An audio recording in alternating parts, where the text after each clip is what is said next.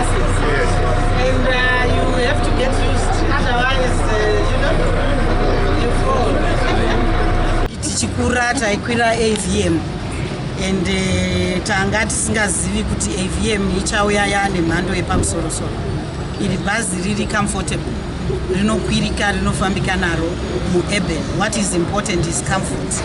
And we see the engineers have applied their minds in order kuti vaite kuti bhazi iri rifambike naro zvakanaka.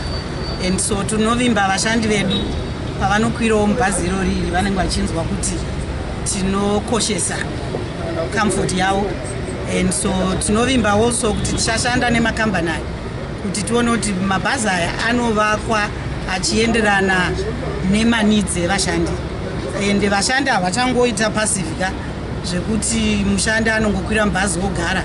Mushandi anogona kukwira mubhazi achitoshanda ari palaptop yake achiita zvimwe zvinhu, because traffic yako yakawandisa mazuvano, and we want to utilize that time for benefit yemabasa avo.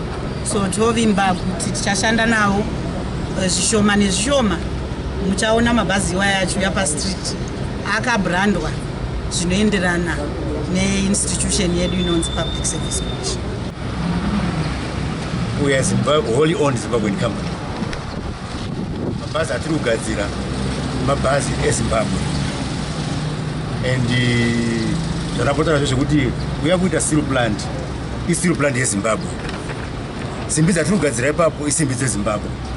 Simbi idzodzo ngadziuye dzigadzire mabhazi eZimbabwe. That's the approach.